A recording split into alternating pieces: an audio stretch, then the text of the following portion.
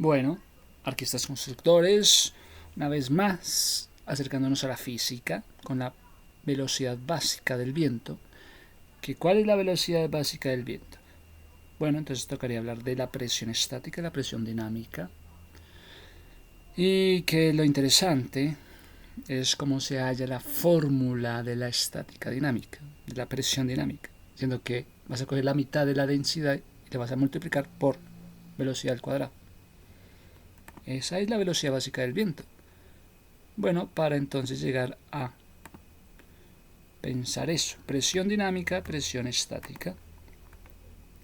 O cómo viene a afectar el viento a las estructuras. Depende de la región, claro. Pues vas a tener que haber desgastes de materiales y los vientos fuertes pueden erosionar materiales de construcción. Están erosionando por el viento, especialmente si no están preparados para resistir la presión del viento. Esto incluye la deformación de metales. El viento deformaría los metales. El viento, la rotura de vidrios. ¿Estaría haciendo rotura de vidrios? Sí, vidrio templado se necesita.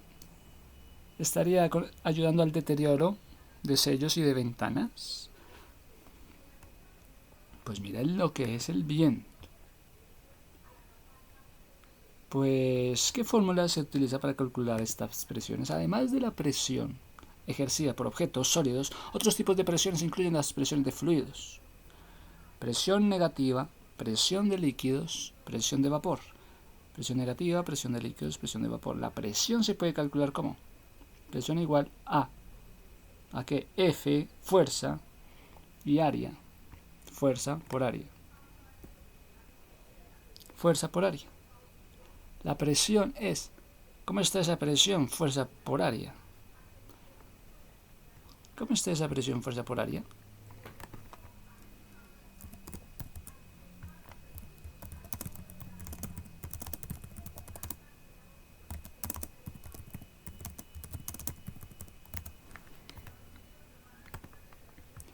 Bueno, ¿cómo se llama la suma de la presión estática y la presión dinámica?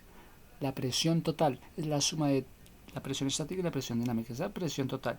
¿Cuál es la diferencia entre lo uno y lo otro? Bueno, que es la presión media dinámica. La presión dinámica es un concepto de la mecánica de fluidos que representa la presión ejercida por un fluido debido a su movimiento, debido a su velocidad. Aparece la presión dinámica. La presión dinámica por un fluido. Entonces el fluido nos regala movimiento y nos regala velocidades. A diferencia de la presión estática, que tiene en cuenta la presión, una presión en reposo. A diferencia de la presión estática, hay una presión en reposo. La presión dinámica considera el impacto del movimiento del fluido. Bueno, pues hay presiones. Presión absoluta, presión manométrica, presión diferencial. Presión absoluta, manométrica, diferencial. ¿Qué será el BP en presiones? Bueno, esto es de presión de la sangre. BP. ¿Cómo se llama la presión de abajo? El término médico para la presión arterial baja es la hipotensión. Presión arterial baja, la hipotensión. La presión arterial baja es la fuerza de la sangre sobre las paredes de las arterias, mientras el corazón bombea sangre. Oye, ¿cómo está esa presión? Hipotensión. Presión arterial es la fuerza de la sangre sobre las paredes de las arterias. Pues sí, ¿cómo se le llama la presión de abajo? ¿Cómo está tu hipotensión? ¿Cómo está esa sangre sobre las paredes de las arterias? La sangre. Sangre sobre la pared de las arterias.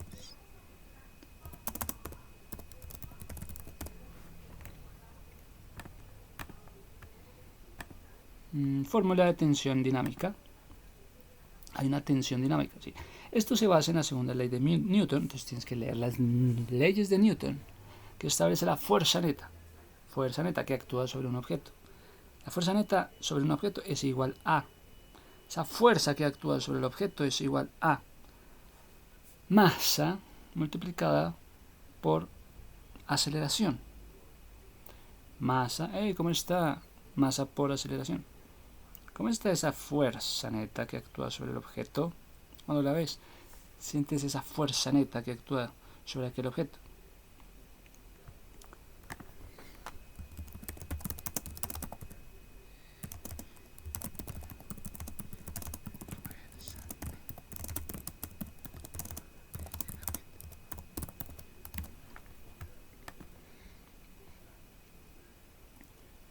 Es igual a su masa multiplicada, pues mira que esto es igual a la masa multiplicada por la aceleración.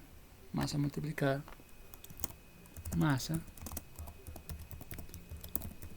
por aceleración. Matemáticamente la tensión en una cuerda se puede calcular. La tensión en la cuerda, tensión igual a m por g. ¿Cómo se determina la tensión en una cuerda? Masa por gravedad. ¿Cómo se saca la presión? ¿Cómo se calcula la fuerza dinámica? La fuerza. ¿Cómo se mide la presión dinámica? Mira, el método general para medir la presión dinámica es medir primero el caudal promedio del fluido en el tubo, luego calcularlo de acuerdo con la fórmula PD igual a la mitad de la densidad por PU al cuadrado. Esta fórmula de fluido. Hay una introducción en el libro de la mecánica para que puedas leerlo. Las leyes de Newton. ¿Cuál es la diferencia entre estática y dinámica? ¿Cuál es la fórmula de la presión estática? Presión estática, donde la F es la fuerza ejercida por el líquido y la A es el área sobre la que se ejerce esa fuerza. ¿Cómo has sentido esa fuerza que se ha hecho sobre esa área? ¿Cómo has? Fuerza.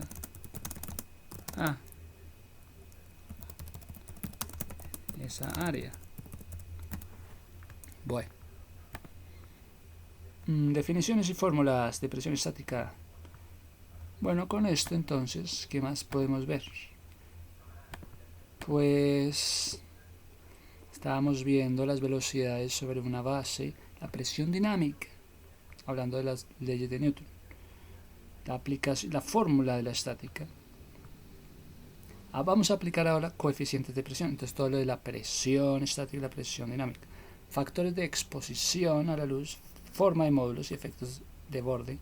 Según las normas, el esfuerzo de arranque por módulo, donde Cp es el coeficiente de presión local y factores parciales de seguridad, entonces esfuerzo de arranque. Ahora tenés que hablar de esfuerzo de arranque. Esfuerzo de arranque. ¿Qué es la fuerza de arranque? En un arranque normal, el momento de inercia de la carga es baja y el tiempo que el motor se toma hasta alcanzar su velocidad nominal.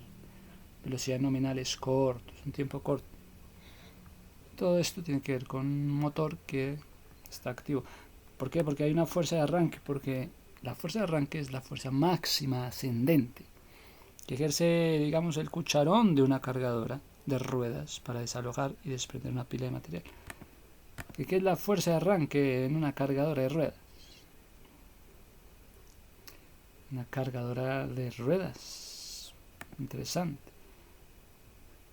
La fuerza de arranque o la tensión de arranque. El valor de la tensión de arranque desde cualquier comienzo de la rampa del arranque. Esto depende de la carga que se intente arrancar. Una carga muy pesada requiere un valor de tensión inicial. Es que está muy pesado. Requiere una tensión inicial bastante elevada.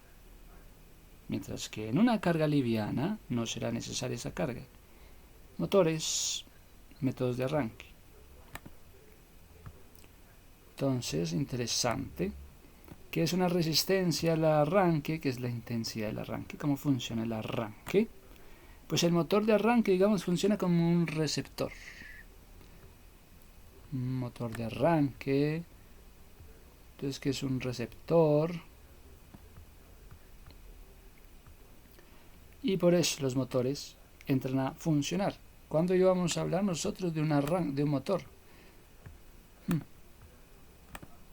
pues ahora de la presión de un lado a otro a entender cómo es que es la presión de arranque.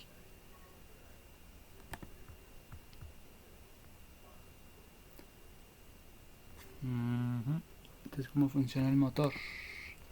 Esto es interesante.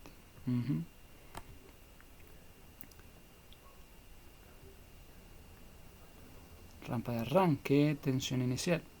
Es el valor que es la tensión inicial. Es el valor de la tensión inicial desde la cual comienza la rampa de arranque. Esto depende de la carga que se intente arrancar. Arranca con una carga que se intenta arrancar. Una carga muy pesada requiere un valor de tensión inicial. Métele valor de tensión inicial bien elevada para esa tensión inicial. Métele una tensión inicial bastante elevada. Métele una tensión inicial bastante elevada. Una carga muy pesada de llevar. Entonces métele un valor de tensión inicial. Métele carga de tensión elevada. Pues está muy pesada. Muy pesada la situación.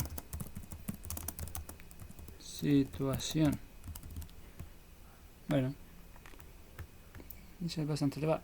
Mientras que en una carga liviana no será esto necesario. Es sabio que el torque depende cuadráticamente de la tensión. Entonces, si ajustamos el valor de la tensión, estás ajustando tensiones iniciales. Si estás ajustando un valor de tensión, estás ajustando el valor de la tensión inicial en un 20%. El valor del torque caerá a un 4%. Y el motor no arrancará. Es muy importante que el motor arranque. Meter un valor de tensión alto para que el torque arranque. El motor tiene que arrancar. El motor tiene que arrancar. Una tensión inicial. Tensión inicial elevada para que el torque haga lo suyo. Haga lo suyo. Es muy importante regular el valor de la tensión adecuadamente para no generar calentamientos indeseados en el motor mientras intenta arrancar. Motor arranque. Tiene que arrancar. Tiene que arrancar. No que le metan calores sin poder arrancar. Entonces, métele una tensión inicial elevada.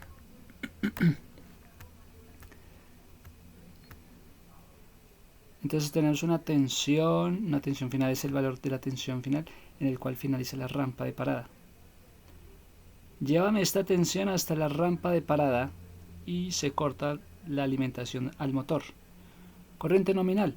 Este parámetro permite ajustar la corriente nominal del arrancador a la real consumida por el motor. Oye, ¿cuál es esa corriente nominal del arrancador? ¡Ey, arrancador! ¿Cuál es esa corriente nominal en la que andas? ¡Ey, arrancador! ¿Cuál es esa corriente nominal la que hablas? Corriente nominal, arrancador a la real consumida. Pues la real, la que consume el motor.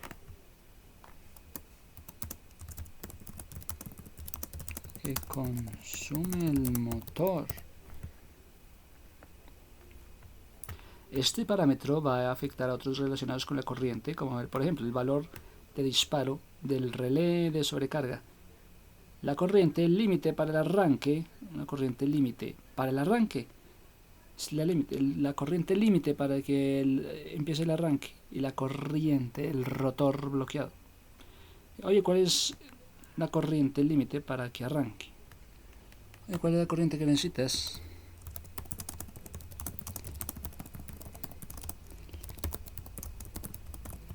Citas para que comience.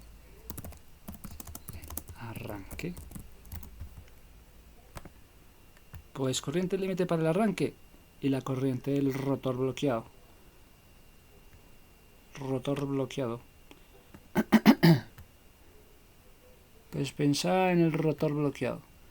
Pues para pensar también. Para pensar en el rotor bloqueado. ¿Quién controlará el torque? Es una función de controlar el torque, que va a controlar el torque del motor. Oye, ¿quién de nosotros va a controlar el torque del motor? Controlar el torque del motor, en lugar de controlar la tensión aplicada. ¿Quién de nosotros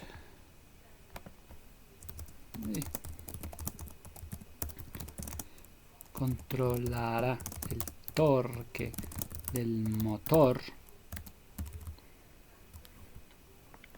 ¿Quién de nosotros va a estar controlando el torque del motor en lugar de controlar la tensión?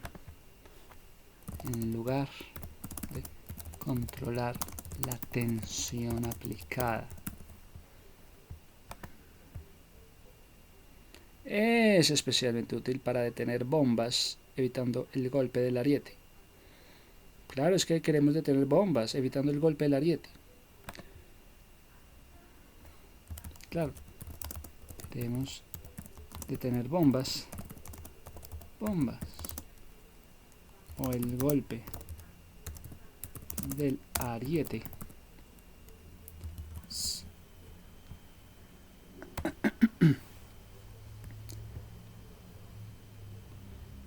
Que se genera en una parada libre. Es que hubo una parada libre. Genera en la parada libre.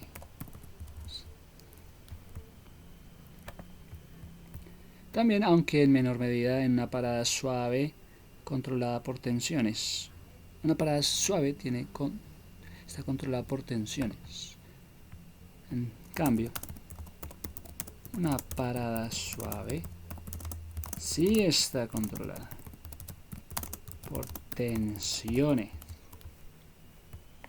Bueno, también, aunque en menor medida, en una parada suave controlada por tensiones. Los arrancadores que poseen este control del torque permiten seleccionar el modo de la rampa de tensión o la rampa del torque. Oye, ¿ya seleccionaste la rampa de torque o la rampa de tensión? Pues para eso están los arrancadores, para que escojan la rampa de tensión o la rampa de torque, tanto en el arranque como en la parada. Pues los arrancadores están para controlar el torque. Pues los arrancadores están para controlar el torque y la tensión. ¿Cuál es el límite de la corriente?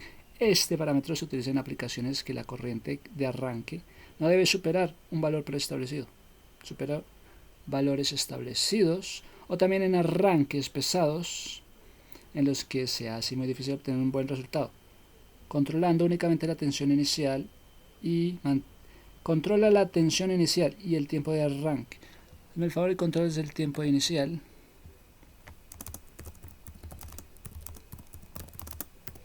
Controlas el tiempo inicial y el arranque.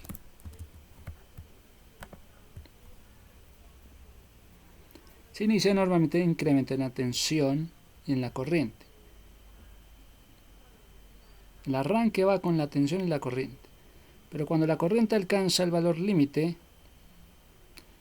entonces el arranque va con la tensión y la corriente. El arranque va, aquí va el arranque. Con la tensión y la corriente. Tensión y corriente.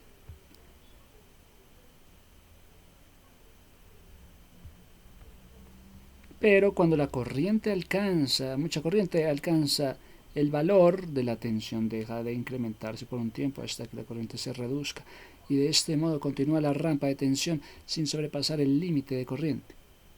Pero si sobrepasa la corriente, hay que esperar.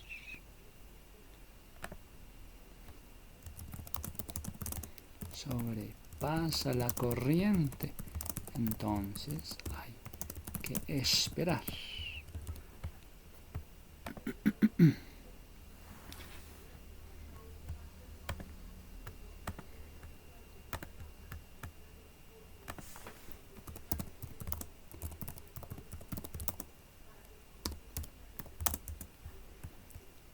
Pues tenemos entonces, claro, el caso del esfuerzo del arranque. Es un esfuerzo. Perfecto, me parece esas claridades. Buenísimo. Vamos a ver el ejemplo para que tengas magnitudes. ¿Vas a hablar también de magnitud de la velocidad? Sí, magnitudes. Esto es solo un supuesto para ilustrar órdenes de magnitud. Magnitud es la velocidad real para las coordenadas. 1 kilonewton sobre metro cuadrado. Kilonewton sobre metro cuadrado. ¿Qué significa 1 kilonewton por metro? Kilonewton por metro cuadrado. ¿Qué es esa vaina ahí? Sí, kilonewton. ¿Cómo así kilonewton sobre metro cuadrado? Puedes ver más detalles sobre esta unidad de medida, kilonewton metro cuadrado, o columna de agua. Es una columna de agua. La unidad de la presión derivada del sistema internacional es el pascal. Hey, pascal, listo, equivale a 0,00, 1 kilonewton metro cuadrado, o 0,010, dame tu número, pascal, 0,010, 19, 71, 62 columnas de agua, 0,001 columnas de agua, columnas de agua. Bueno, ¿qué es el newton?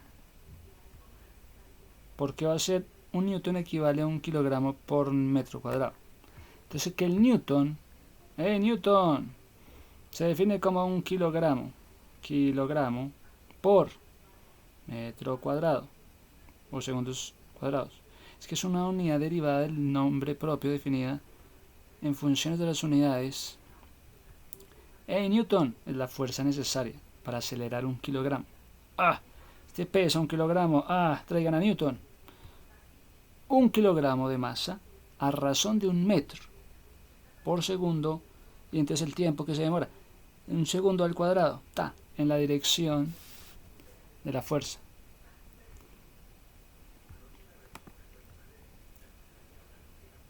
¿Qué es un kilonewton?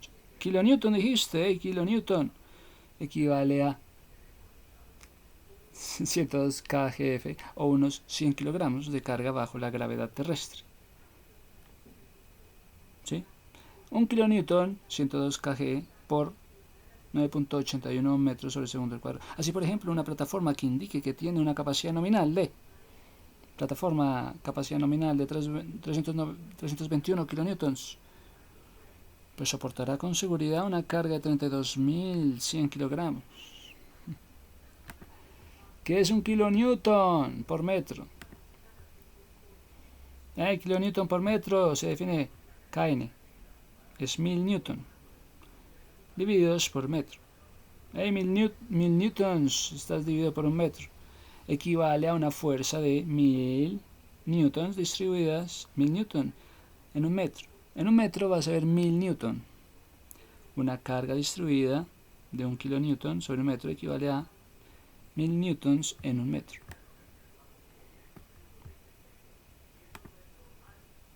¿Cuánto es un N en metros? Un newton, en muchas ramas de la ingeniería, la tensión y la resistencia mecánica se especifican en newton metro cuadrado.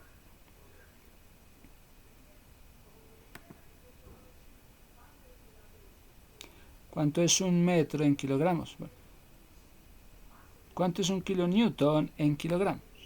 Kilonewton es igual a 101,97 kilogramos, que es el factor de conversión de un kilonewton a kilogramos. Siga adelante y convierta entonces su propio valor de kilonewton a kilogramos en el convertidor a continuación para apenas sus conversaciones de masa. Entonces vamos a estar convirtiendo el kilonewtons a kilogramos, herramienta de conversión de masas. Que si tiene sentido cambiar un kilonewton a un kilogramo. Pues los kilonewtons se miden con mil, sí, bueno, 1000 newton. ¿Cómo vas a convertir un kilonewton a un kilogramo? ¿Cuál es la fórmula para convertir esto? Para convertir kilonewtons metros en kilogramos, fuerza metro, multiplicas el valor por 101,972. Entonces, kilogramos, kilogramos. Entonces, de kilonewton a kilogramo. Esa es la vaina. ¿Cuánto es un newton en metros?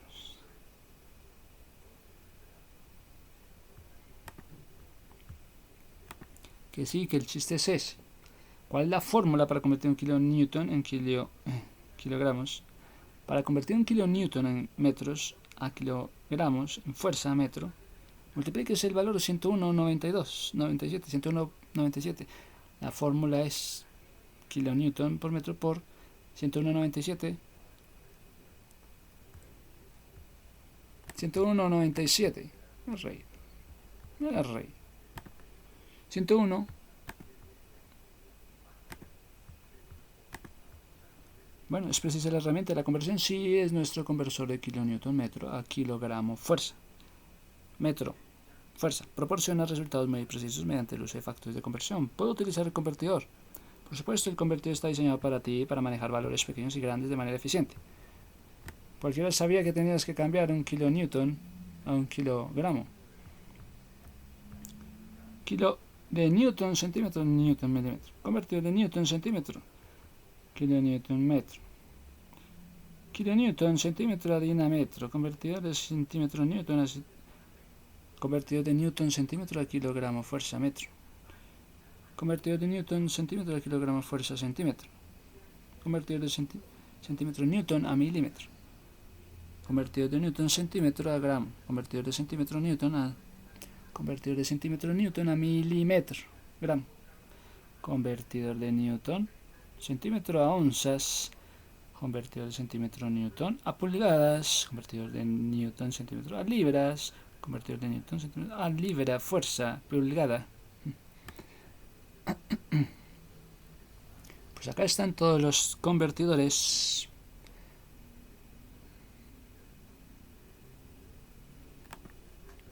Entonces, kilonewtons. ¿Cuántos kilonewtons quieres ver en este cuento? Bueno.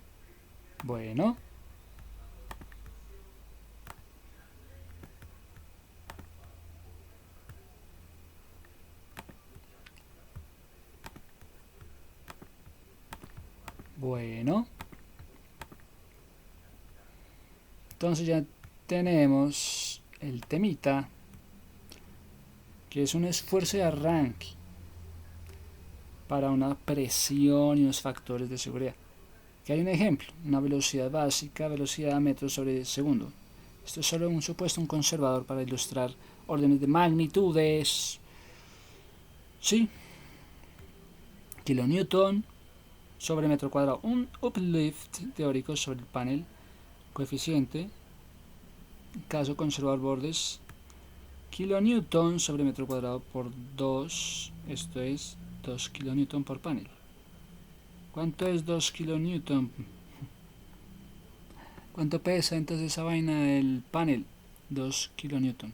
Si se aplica el coeficiente del borde, factor parcial, la fuerza, 1, 2, 1, 3, 1, 5, 3.9 kilonewton.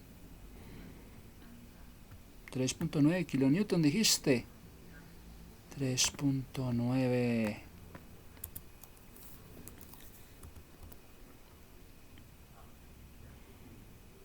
Entonces, 3.9 kilonewton es...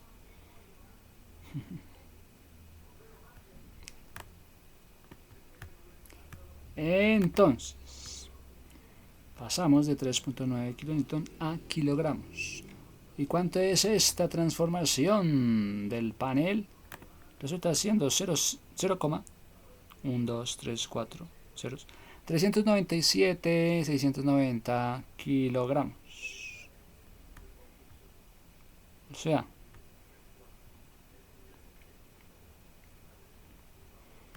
de kilonewton a kilogramo. Esto del panel está en 3.9. Esto es 3.9, pero es 0.4 ceros más. 397,690 kilogramos. Bueno, conclusión. Las fuerzas del arranque por panel puede ser del orden de varios kilonewton, mucho mayor que el peso propio, que son 2 o 3 kilonewton. Por eso el diseño del anclaje y las estructuras de soporte se diseñan contra vientos más que contra propio peso. ¿Qué refuerzos hay? Que estar chequeando. Vamos a inspeccionar la estructura del techo. Vamos a verificar qué tipo de cubierta, qué viga primaria, qué losa, qué capacidad de carga vertical, qué resistencia al arrancamiento de las fijaciones. Vamos a verificar condiciones de corrosión, recubrimiento, rigidez, posibles punzonamientos por anclajes. Además, el diseño del tercer riel o estructura de soporte, estructura auxiliar, montantes y rieles aluminio o acero galvanizado. Deben repartirse cargas verticales y el viento y puntos estructurales en medio de las vigas, en medio de los nervios, no anclar exclusivamente en lámina o en cubierta ligera. Tenemos que pensar un diseño en el sistema para transferir cargas de arranque. Transferir cargas de arranque a la estructura primaria mediante anclajes pasantes. ¿Cómo ves tú el tema de anclajes pasantes o placas de apoyo con transmisión de cortante tracción? Placas de apoyo con transmisión de tracción. ¿O cómo ves tú el tema de anclajes pasantes? ¿Esto como un anclaje pasante o qué? Los anclajes pasantes. ¿Qué es esto del anclaje pasante? Son pernos pasantes o anclajes pasantes de cuñas o anclajes metálicos. Son anclajes de fricción que se insertan en un orificio previamente perforado y se aprietan hasta que la abrazadera del extremo del anclaje se expande, creando fricción contra el perímetro del orificio. Esto garantiza que el anclaje no se mueva y quede firmemente fijado al sustrato. Pernos pasantes. ¿Qué sabes esto de pernos pasantes? Pernos pasantes de anclaje pasante. Anclajes de cuña, anclajes metálicos, anclajes de fricción que se insertan en un orificio. Bueno, ¿cuántos deben soportar el punto de anclaje? ¿Cómo está soportando el punto de anclaje? Los anclajes de protección contra caídas, así como los conectores de anclaje, deben ser independientes con capacidad de soportar 2.268 kilogramos por cada trabajador que está conectado. El trabajador está conectado, soporta 22,68 kilogramos. Este trabajador está conectado, puede soportar 22,68.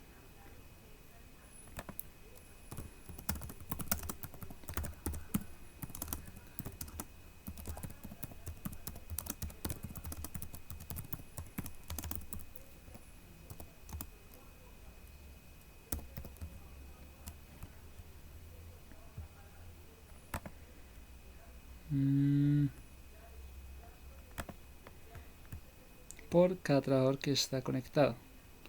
Es que el anclaje de la protección contra caídas. Anclaje de protección contra caídas. Es que tenía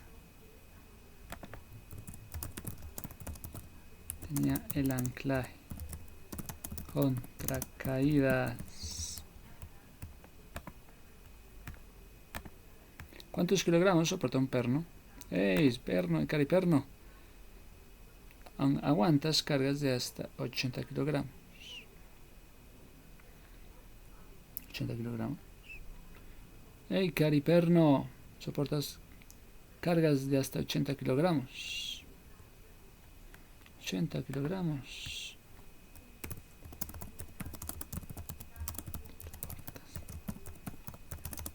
Hasta de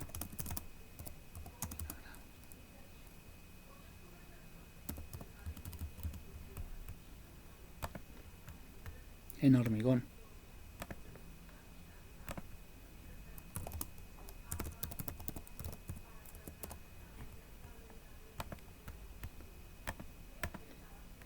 Anclaje de tornillo.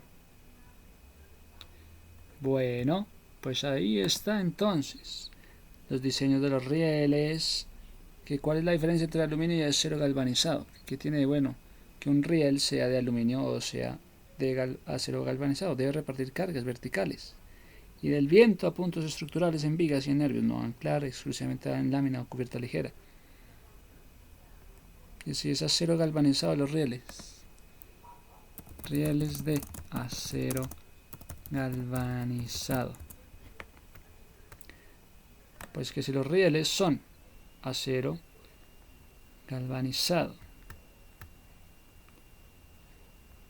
el riel de acero, ¿para qué se utiliza el acero galvanizado? Mira, las industrias que utilizan acero galvanizado lo emplean a puentes y carreteras, sí, lo mismo que las plantas de tratamiento de agua y aguas residuales, barandillas. Lo emplean para puentes, carreteras, armaduras para cubiertas, columnas, vigas, largueros, luz y señalización, barandas, cercas. Entonces, claro, el acero galvanizado. Acero. El riel de acero es el componente más importante del sistema ferroviario. Se trata de un perfil de acero con forma de T invertida y se desarrolla diversos rieles de acero con diferentes pesos. Entonces ese riel y soporta otros pesos. Todos los tipos de rieles de acero galvanizado tienen una cabeza endurecida y una base plana. Cabeza endurecida, usted sí es como un riel de acero. Cabeza endurecida y una base plana. Este sí es como un riel de acero.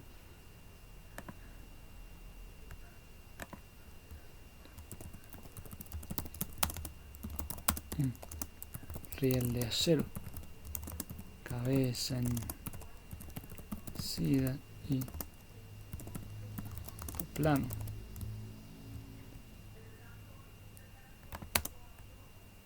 De acero. Diferentes, sí, a partir de ahí se desarrollan distintos rieles de acero con diferentes pesos. Los tipos de riel de acero tienen una cabeza endurecida y una base plana. Y una base plana.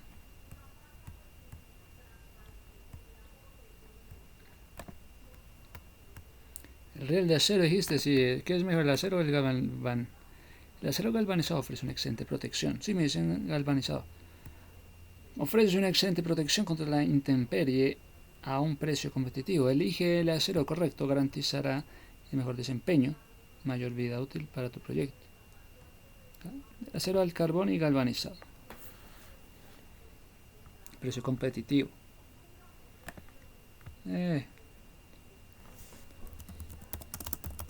Llaman galvanizado.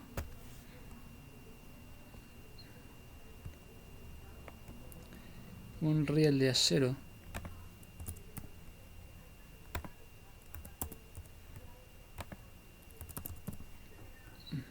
y me llaman galvanizado. Bueno, entonces ¿qué vas a hacer tú, galvanizado?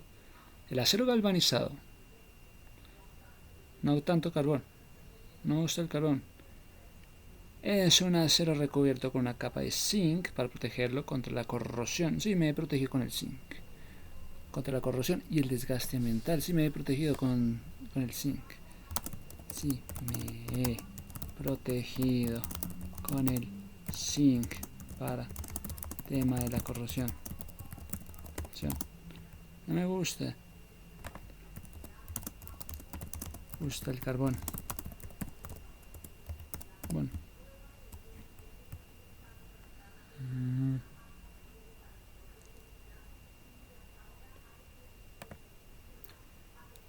Característica de recubrimiento del zinc aplicado por inmersión en caliente o galvanización electrolítica. Es que es el zinc aplicado en inmersión en caliente. Zinc,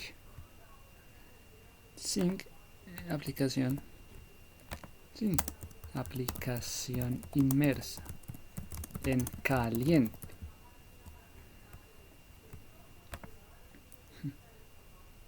Zinc aplicado por inmersión en caliente o galvanización electrolítica. Galvanización. Mayor resistencia a la intemperie, sí, requiere menos mantenimiento.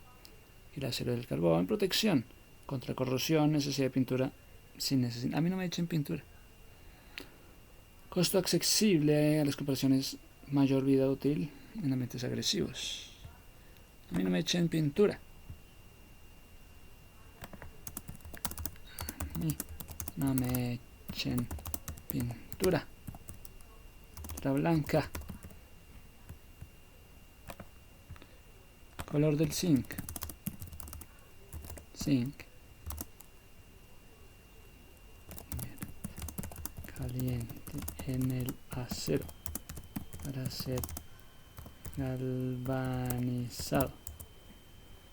Bueno, para comprobar rápidamente la inspección de la superficie para ver si tiene un color gris, patrón salpicado, similar a un cristal. Esto es típico del revestimiento del zinc obtenido para galvanización. Inmerso en caliente, si el acero se ve liso y brillante, es posible que esté electrogalvanizado. Yo no quiero vestirme blanco. Pintura blanca. Quiero parecer cristalizado, galvanizado o galvanizado. Sí, electrogalvanizado o electrogalvanizado.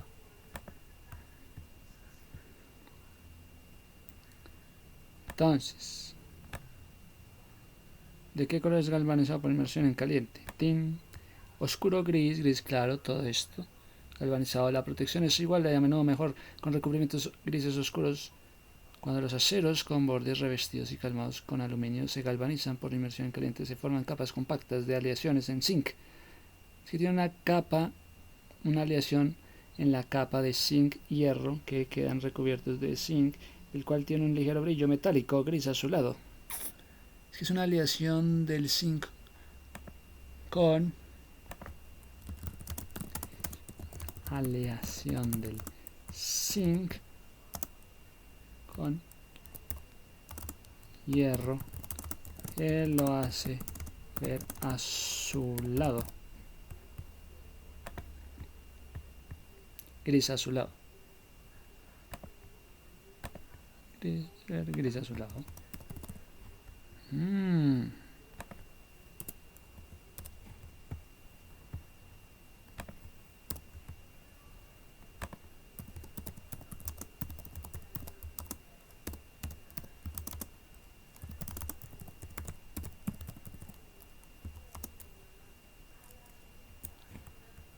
Bueno, ¿cómo identificar el acero galvanizado por inmersión en caliente? ¿Cómo es el galvanizado en caliente? Es una protección anticorrosión que se aplica al acero. ¡Ey, acero! Ya te aplicaste el galvanizado. Ofrece unas excelentes características de resistencia a la oxidación. Larga durabilidad. Galvanizado en caliente. ¿De qué color es el acero galvanizado? Gris plateado, está en todas partes. Puentes, clavos, estadios. Puertas, vallas, farolas, techos, señales, automóviles. Está galvanizado. ¿Cómo identificar el galvanizado? El galvanizado tiene una apariencia por inmersión en caliente, se ve desigual, ligeramente oscuro. Galvanizado por inmersión en frío, se ve suave y brillante. Grosor, el galvanizado en caliente es grueso. El galvanizado en frío es delgado. El galvanizado en caliente es grueso.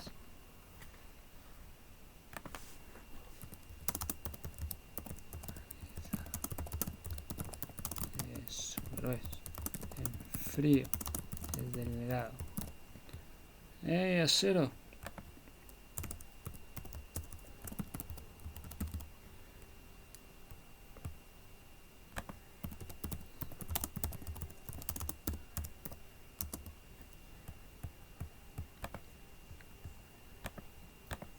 ¿Cómo identificar tuberías galvanizadas? ¿Cómo saber si el acero está galvanizado? El óxido del zinc reacciona posteriormente con el dióxido del carbono. Forman carbonato de zinc, que constituye la capa protectora final del material. La señal inequívoca de material galvanizado en caliente es la presencia de un patrón cristalino en la superficie. Esto es cristalino, a veces denominado moteado. Sí, esto es como moteado. Es cero. Estás como moteado. Sí. Cristalino. Patrón cristalino en la superficie. Es un patrón cristalino. Sí. Tienes un patrón cristalino en la superficie. Fíjate.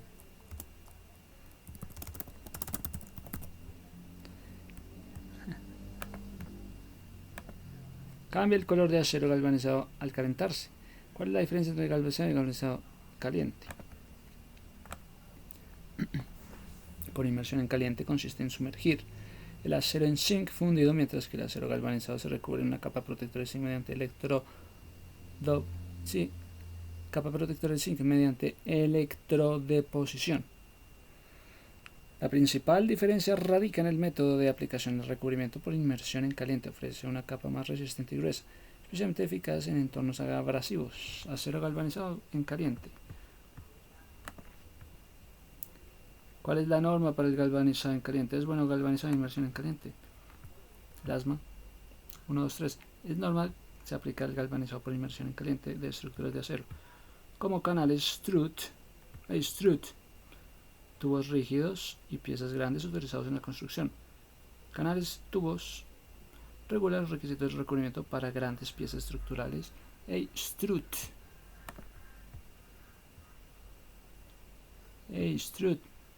Acero.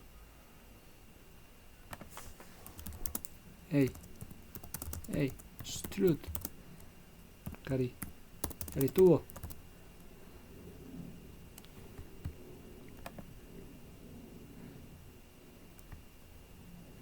Tubos rígidos y piezas grandes utilizadas. Canales strut. Ya te aplicaste el galvanizado por inmersión caliente. Normas de galvanización. Es bueno galvanizar por inmersión caliente. Sí, ¿para qué? Es un excelente método de proteger componentes de acero de la corrosión. Son numerosos ventajas y convierte en una opción popular para diversas aplicaciones. Galvanizado por inmersión caliente. Pero yo no quiero quedar de drogar zinc sobre piezas sumergiéndose en solución zinc fundido. En consecuencia, el recubrimiento en zinc se adhiere a la pieza de acero. Oye, acero, adhiérete con la pieza de zinc. Produce así un color metal zinc plateado azul grisáceo. ¿Cómo saber si el acero es inoxidable o el galvanizado? Inoxidable es la aleación del hierro, con aproximadamente 10% de cromo. Los elementos, mientras que el acero galvanizado posee una capa de recubrimiento de zinc. Acero inoxidable con el hierro, galvanizado con el zinc. Acero inoxidable con el hierro.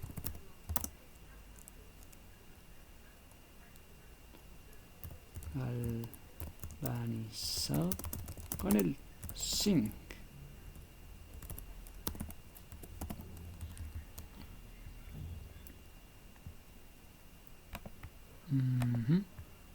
Bueno, ¿qué es más caro, el acero o el acero galvanizado? El acero es más costoso, el acero galvanizado es más barato.